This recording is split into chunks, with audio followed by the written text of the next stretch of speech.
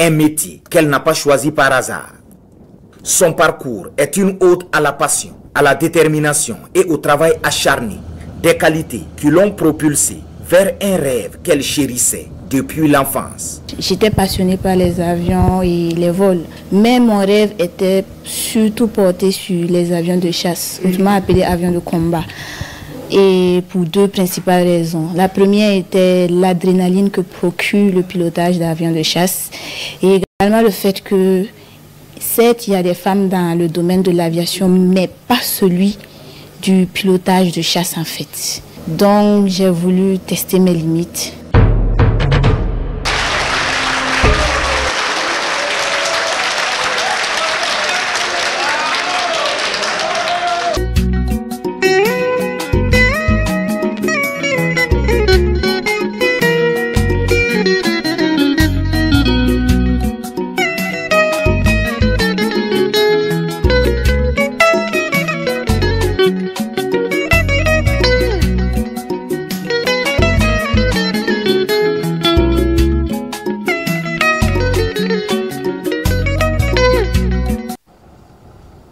Ce matin, le sous-lieutenant Maryse Traoré se prépare pour un exercice de vol solo à bord du Super Tucano.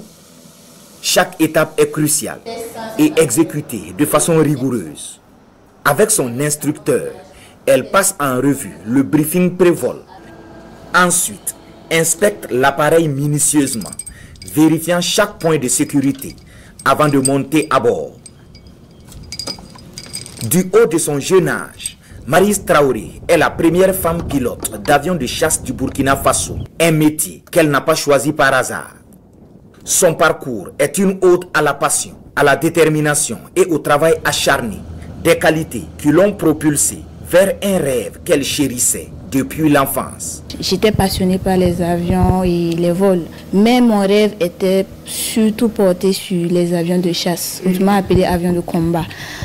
Et pour deux principales raisons. La première était l'adrénaline que procure le pilotage d'avions de chasse et également le fait que, certes, il y a des femmes dans le domaine de l'aviation, mais pas celui du pilotage de chasse en fait. Donc j'ai voulu tester mes limites. Et pour tester ses limites, Maryse s'est donné toutes les chances. J'ai passé avec succès le concours du Prytanée militaire de Kadiogo en 2012, issu de la 6e promotion mixte.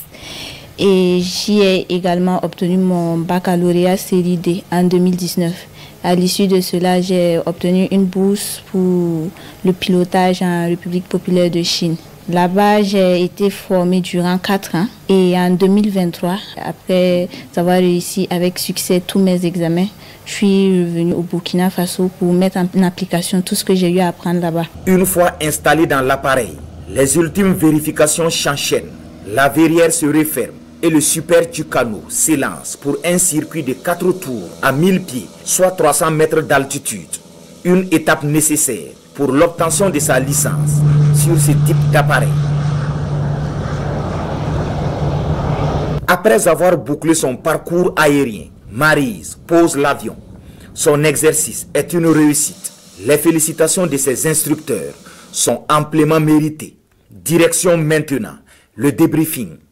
Un moment d'échange essentiel pour analyser le vol, pointer ce qui a fonctionné et identifier les axes d'amélioration. Nous avons fait ce matin la consécration de la phase pratique avec le vol solo. Durant la phase théorique, on a vu son engouement pour les cours.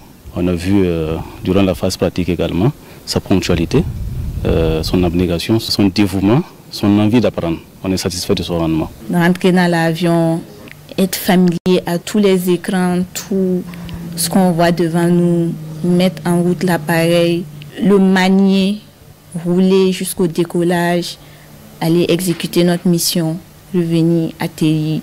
C'est toujours avec plein d'émotions, de satisfaction qu'on fait ces genres d'exercices-là. Je ne peux qu'être fière de moi parce que c'est un nouvel accomplissement qui s'ajoute. L'abnégation, le sens de la performance et le goût du résultat parfait sont les maîtres mots qui incarnent notre pilote. Une attitude qui force l'admiration de sa hiérarchie, pour qui la compétence est le seul critère qui comptent dans le métier des pilotes. Elle a su montrer par son engagement qu'elle peut faire la même chose que ce que les autres font. Et par ses résultats également, voilà, elle a pu faire la différence. Et aussi, c'est une qui s'est toujours montée professionnelle. Être pilote de chasse dans le domaine militaire, c'est vraiment l'élite du pilotage. Être personnel féminin ou non, là n'est pas la question. Est-ce qu'elle peut faire ce qui est prévu pour la chasse?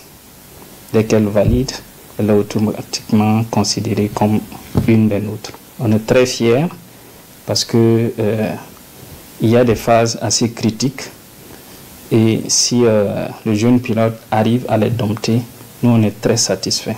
Maryse Traoré ne se contente pas de maîtriser le ciel en tant que pilote d'avions de chasse. Elle participe activement aux missions opérationnelles sur le terrain, contribuant à la reconquête du territoire national. Elle assume également diverses responsabilités au sein de la base aérienne des 110 de Bobo Dioulasso. Notamment commandant de compagnie au niveau des moyens généraux et puis elle est chef des opérations au niveau de l'escadron.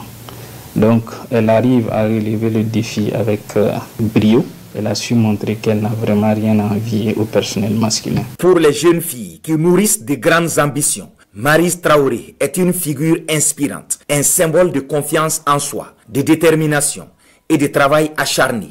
Des qualités indispensables selon elle pour transformer ses rêves en réalité. Si vous ressentez l'appel d'un quelconque autre métier qui vous passionne, n'hésitez pas à le poursuivre. Osez rêver grand, n'ayez pas peur. Le monde a besoin de femmes audacieuses et déterminées qui osent poursuivre leurs rêves, peu importe les obstacles. En définitive, on pourrait simplement dire de Maryse Traoré qu'aux âmes bien nées, la valeur n'attend point le nombre d'années.